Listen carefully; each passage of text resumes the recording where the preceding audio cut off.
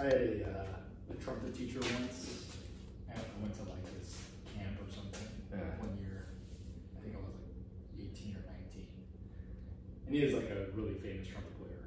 And he was telling me the story of, because he was like mentored by Dizzy Gillespie, who was like one of these, you know. Even I know. And he said like in his older years, when he was learning from Dizzy, he's like, hey, he told me this one thing. He's like, you spend all your life, you know, trying to figure out how to play this horn, and he's like, once you get there, he's like, you're about to die. And he was just like, fuck. But it resonates with me because I'm like, fuck, he's right. Yeah. Give me a quick video.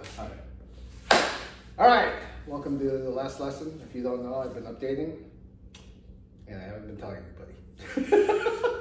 All right. Today we're gonna work on something that when you work with your partner, this is a key thing that you have to make sure you're doing. Okay. Basically, stemming from the roll first is the most important. But a lot of times, what happens is, let's say you start doing motions and blocking and stuff like that, and so forth. Now when you do motions, a lot of times you touch. Like in the beginning stage, the most important thing is don't over push, don't be too light, just be right, but on both sides. Okay, so in other words, we can be like this, we can be touching and so forth. He's blocking like this and so forth.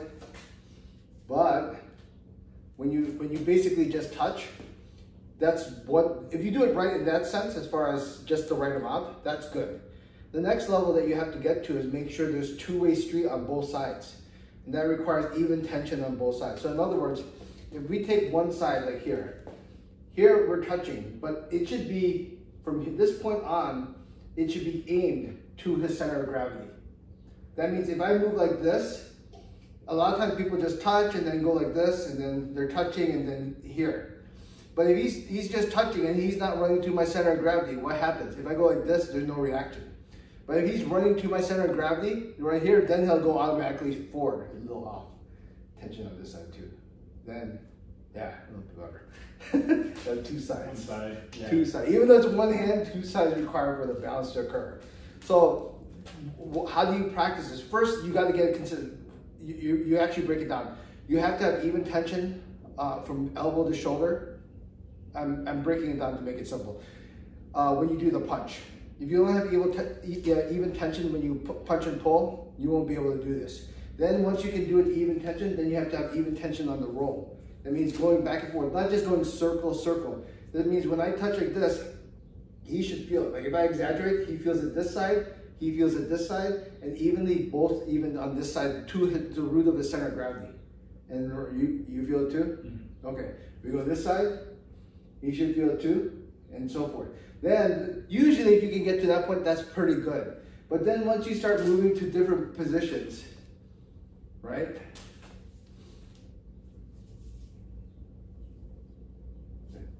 The even tension, if I go offline, no, see, even tension, if you have the even tension running to the target, you know, yeah, see?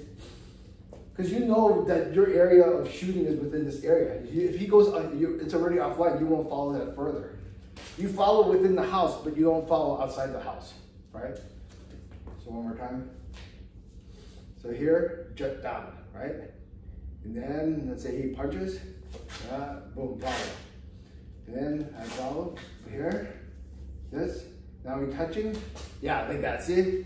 That means both hands constantly have to do that in order to target the center. If you don't do that and you're simply just touching, you're just simply touching hands. You have no target at all. Even if you visually look at them and then you think you're going to target, you don't have the natural reaction. The natural reaction is both hands flowing. Two-way street. That means from here to here, I'm flowing here, he's flowing this way. And also this other hand too. So naturally, if all of a sudden I do something out of the head, this is touching. He's flowing here too. Naturally, here it's boom. Yeah, see? That's perfect. Perfect example. That you think you're just touch is not enough. You actually have to. Now in the beginning, you may have a little more exaggeration, maybe a little bit of a push, but that's okay. What you want to do, instead of pushing, when you touch, right? You take the point of contact, take the point of contact and reverse vertical back to your point. And then you should feel that, if you can feel it flow into you, automatically you feel it flowing into me. Yeah. Right? But if you try to go like this and you try to go, I want to get to a center of gravity, that won't work. You'll actually end up being chasing. So you have to be from point to point, reverse it back. See, you feel the flow of yourself? Then, yeah, see, automatically. See, problem solved. I messed up on purpose. Yeah. Luckily he was thinking, what would most people do? And he helped me. I can't. Korean Jesus. Sacrifice for everyone. Yeah. He'll come back on the third day for us. Okay. Anyway, that's the most important thing when you start getting to the next level of Chisang. Too often people just touch hands. If you touch hands, that's no good. Touch hands, you should feel like basically the two forces, no matter what position, running to the center of gravity. If that doesn't occur, well, at least you're not by yourself. You're at least with a group of 99% of the other people. All right, so you remember, you're not alone.